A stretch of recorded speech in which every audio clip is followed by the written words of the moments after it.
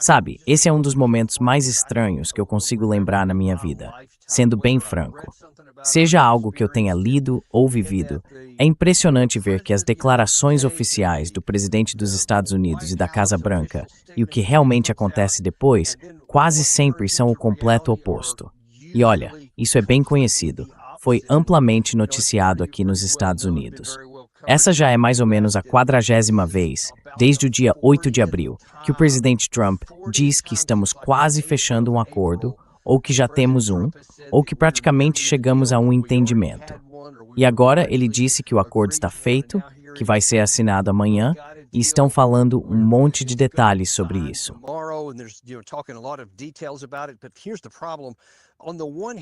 Mas aí é que está o problema. De um lado, parece que há uma confirmação. O lado iraniano diz, sim, temos um acordo fechado nos bastidores e estamos prontos para assinar. O intermediário no Paquistão também diz, sim, vai haver uma assinatura em mais ou menos 24 horas, o que quer dizer amanhã. Então, todo mundo parece estar na mesma sintonia. Mas quando você começa a ouvir o que os dois lados dizem que está nesse acordo, aí você pensa, ok, isso é literalmente incompatível. As duas coisas não podem ser verdade ao mesmo tempo. Um lado diz, nós não vamos, presidente Trump, nós não vamos liberar um centavo de fundos congelados, nem suspender sanções até que vocês, entre aspas, se comportem e provem que conseguem fazer alguma coisa. E aí do lado iraniano.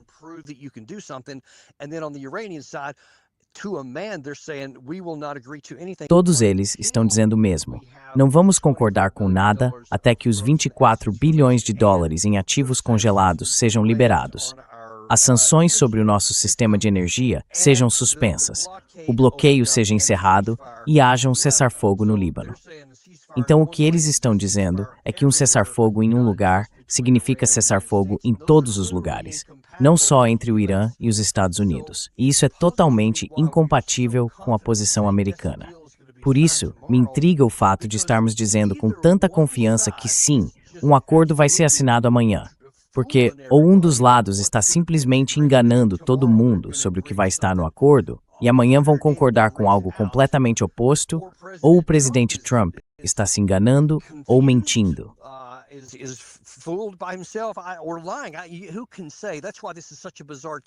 Quem pode dizer? É por isso que esse momento é tão estranho, porque os dois lados não podem estar dizendo a verdade ao mesmo tempo. E amanhã, se isso realmente sair e os termos forem finalmente anunciados, aí sim a gente vai saber quem estava dizendo a verdade e quem não estava.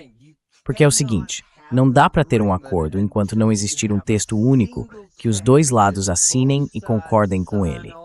E neste momento, eles nem estão no mesmo planeta. Então olha, eu estou bem curioso para ver o que vai acontecer amanhã. Mas vou ser sincero, duvido que isso vá acontecer. Duvido que haja um acordo assinado, porque eu não vejo como, politicamente, o presidente Trump poderia aceitar o que o lado iraniano está dizendo.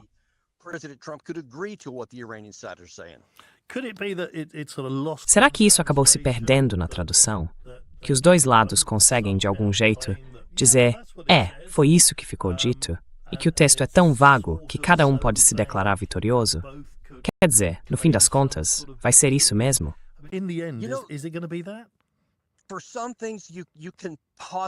Em algumas coisas, até dá para levar assim, cada lado pode dizer que tem a sua própria interpretação. Mas quando se trata de liberar recursos, não tem meio termo. Ou faz ou não faz. Não dá para administrar ou disfarçar isso. Também não dá para fingir que os dois bloqueios estão abertos, porque o Irã teria que abrir completamente o seu bloqueio. Sem taxas, sem pedágios, sem nada. E isso não dá para fingir. Tem muitos termos envolvidos aqui. E o outro ponto, claro, é a questão do Líbano. Esse também não dá para disfarçar. Ou Israel se retira, como o Irã disse mais cedo hoje, porque isso é uma exigência, ou não se retira. E se continuarem lutando, então, por definição, não existe acordo. Então, nesse caso, é praticamente impossível resolver dessa forma. Ou um lado cede completamente ao outro, ou simplesmente não vai haver acordo. E quanto àquela questão de não ter armas nucleares e não desenvolver uma arma nuclear, que o Trump às vezes diz que é o verdadeiro ponto de tudo isso? Nesse caso, há espaço para alguma flexibilidade? Você acha que isso é algo possível de alcançar?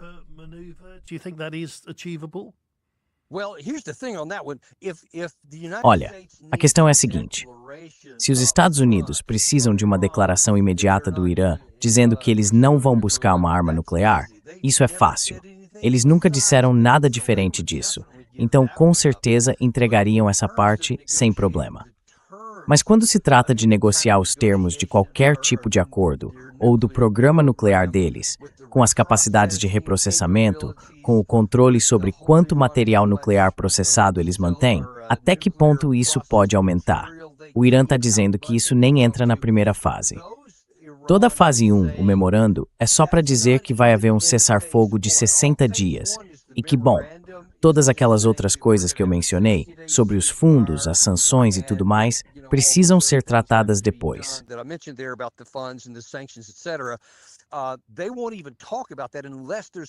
Eles nem vão falar sobre isso, a menos que exista uma segunda fase, e só depois de concluírem a primeira. Foi o que eles disseram antes. Na verdade, o ministro das Relações Exteriores, Abbas Araghchi, disse ontem na televisão iraniana, num vídeo divulgado hoje de manhã, que essa discussão nem vai acontecer, a menos que primeiro, ou seja, que os Estados Unidos primeiro, cumpram os termos da primeira fase, que é justamente o que a gente acabou de mencionar. Então, se o presidente Trump acha que isso precisa vir antes, temos aí uma situação incompatível. As duas coisas simplesmente não podem ser verdade ao mesmo tempo. Você acha que o Trump está procurando uma saída o mais rápido possível? Ele deveria fazer isso. Quer dizer, há todos os motivos para ele agir assim, porque cada dia que isso se arrasta sem resultado, cada dia que o estreito continua, sabe, com os dois bloqueios, é mais um dia em que tanto o petróleo iraniano quanto o petróleo árabe não chegam ao mercado global.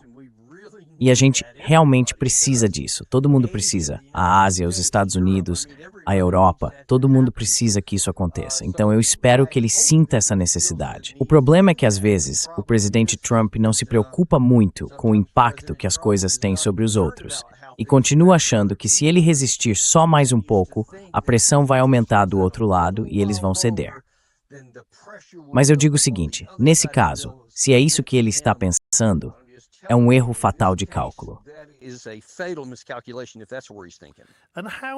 E como o público americano está reagindo a isso? Pelo visto, o preço da gasolina está subindo. As pessoas estão perdendo a paciência com essa situação? Ou será que elas nunca apoiaram isso de verdade? Tinha gente que apoiava isso desde o começo. Mas com o passar do tempo, a porcentagem de americanos que acham que essa era uma boa ideia caiu bastante. E, ao mesmo tempo, aumentou o número de coisas que precisam sair da mesa, o que é uma das razões pelas quais o presidente Trump tem seguido nessa direção. Tenho conversado recentemente com algumas pessoas que têm acesso ao que se pensa dentro da Casa Branca, nos níveis mais altos, e isso mexeu com eles. Eles perceberam que o público americano não está apoiando essa ideia. Estamos falando principalmente do pessoal do movimento MAGA. É com esse grupo que ele mais se importa. E até eles estão começando a se voltar contra isso.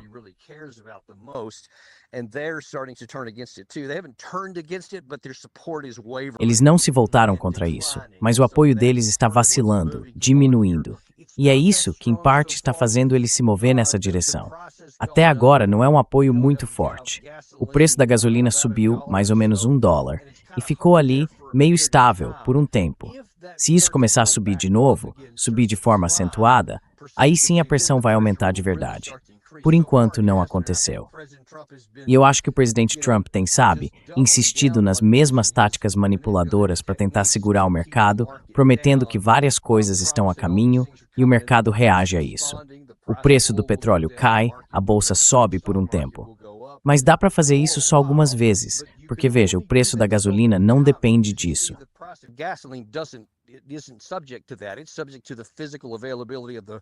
Isso depende da disponibilidade física do produto refinado. E quanto mais o tempo passa, mais a gente avança nessa linha. E todos esses fatores que ajudam a conter o problema, como o refino, o uso das reservas estratégicas de petróleo, a China comprando menos gás, uma queda na demanda e por aí vai, estão segurando a situação.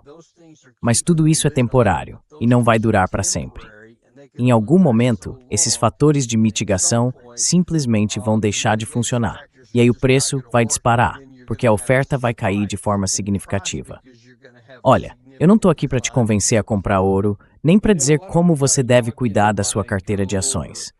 Mas tem uma forma de você nos ajudar.